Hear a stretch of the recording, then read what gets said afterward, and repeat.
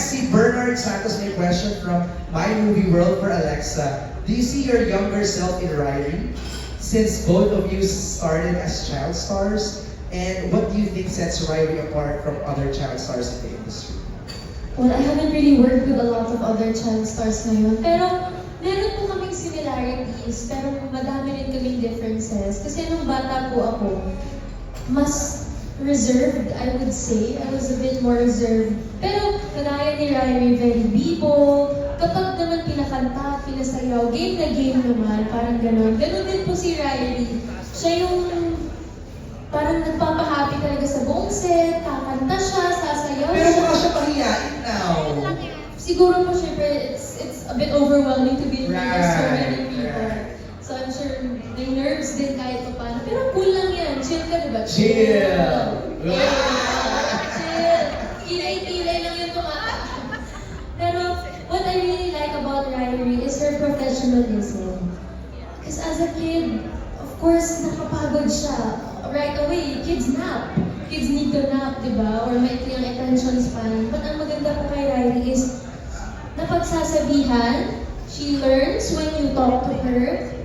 And yun nga, yung professionalism po niya, parang naiintindihan niya. She's very matured for her age. Kung paano siya makipag-usap sa amin. How old is Riley? 6. Six. She's 6. When I was her age, hindi pa po ako sumalang sa showbiz. More on commercials din po ako. So, that's a totally different world. Pero sobrang nakaka-proud si Riley. Sabi ko nga, patuloy lang siyang hasain at alagaan, syempre to keep her feet on the ground and matutong gumalang sa mga iba. She will make it really, really far. Wow! Well, good luck, Riley, sa iyong first movie project. Ito, siguro na natin yung Q&A with our friends of the press here. Start with Tita Aster. For Alexa, what was your reaction, first reaction upon learning that you will be doing a film with a popular Korean actor? And how was this experience? Could you share some memorable experiences behind the scenes? At first, I was a bit nervous and not going to lie, medyo na-intimidate ako talaga kay Jisoo. Kasi ang tangkad! Tangkad eh! Jisoo, what's your height? What's your height? Hindi ko siya matignan ng diretso, kailangan nakatingala ako. 6'2". Ikaw, Alexa, anong height mo? Without heels. 5'2". 5'2 on a good day. On a good day. Pero hindi, I was really excited then kasi I know how professional Korean stars are and I've never really worked with anyone na Korean star. So, the first time I met Jisoo, it was for the look test. So, parang in a way, sinabak na agad kami sa trial scene without really the, formal introduction. So, I was a bit intimidated. Pero I saw in his eyes, wow, na-open naman siya. So, kinapalan ko na po yung mukha ko, kinausap ko, nagpag-eksena ako sa kanya, and nagbibigay talaga siya.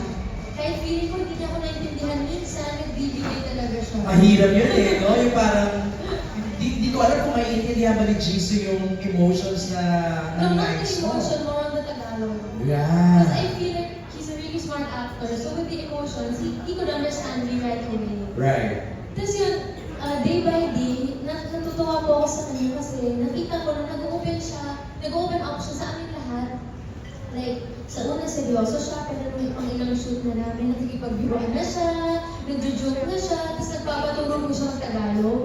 So doon natutuwa ako kami ni Ate Kai kasi madalas na ka-eksena. Natutuwa ako sa kanya, nagpapaturo siya mag-Tagalog, tapos nagkikwento siya about his life in Korea, tungkol sa dogs niya, tapos mahilig din siya sa mga stray animals. So sabi ko, ay, magiging friends tayo. Pet friendly. Yeah. Let's ask Jisoo this time. How was it working with Alexa? It was honored to be working with famous star. Yeah, she's really kind and sweet, and even she's younger than me, but she's very mature. And she helped me to get used to on the set.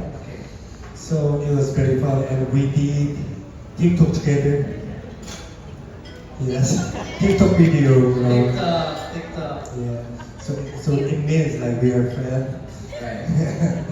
Yeah. So it was fun, and it's like I like to work with everyone. Actually, they're always really welcome to me because sometimes I don't understand what they're saying, but they're always trying to translate and explain everything. Like even it's hard. They always try to like communicate with me. So I was really thankful to everyone. Yes. Richard, nakita ko sa trailer, parang meron kayong heavy scene together with Jisoo. Parang may confrontation tayo, parang magkaharap kayo or something. Sa table ba yun? Although yung hindi yung pinaka-chemistry, but Right. marami ako sa confrontation. Pero we took it in a light way naman. How was it working with him? Gamitin ko yung term na ginagawa ko na acting unit. Well, nagkaroon ako ng free thinking na baka ma-intimidate. Pero hindi, this is one considering lahat ng mga tao for purpose. It's one of the more, the most focused, well prepared. Alam mo na prepare siya when it comes to Right. Wow, wow. Well, good job. Good job, Jisoo. Most focused. Follow up ni Romel and Jeffrey Perdon of Kapamilya Online World for Alexa. Is this your first time to portray a character similar to being a mother in a project? And what were your preparations? I think it is my first. Right. Because I've done a little more mature roles, like sa ugali-wise mature, but ngayon lang po yung sort of mother guardian type.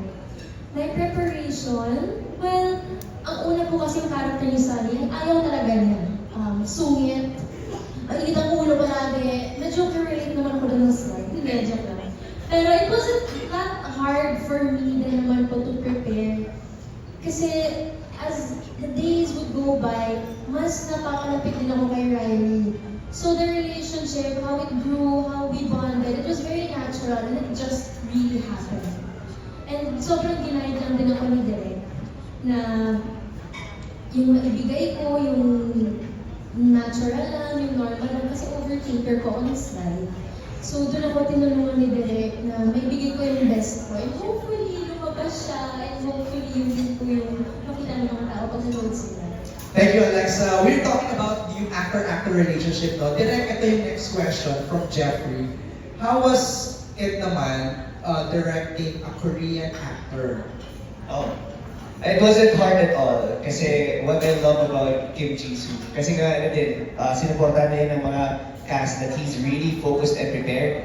Ito, seryoso, table reading pa lang namin, memorize yung lines. Samantalang sila naka-script kami. Pero siya, memorize ka. Parang, uy, relax ka lang. Table reading pa lang to. Pero siya, all out na kaagad. So medyo napipressure kami lahat na, uy, ganyan yun. But yeah, it was very collaborative. Yung ginawa namin yung script, it was almost 80% done. But when he entered the picture, he supplied a lot of information about the Korean culture Okay. and suggestions also in terms of perspective. So we had to revise it also based on his experience kasi we wanted it to be very authentic. And he really helped us so much. Saka ang gusto nga niya, ipalabas na parang in a positive way. Yes. Kasi nga, napapasa daw niya sa documentaries na the Popino is somewhat showcased in a negative way. Correct. And he wanted it in positive, right? Yes. Direct, ikaw makakasagot nito. How did you come up with such a diverse cast? Paano ang naging selection ng cast for this project?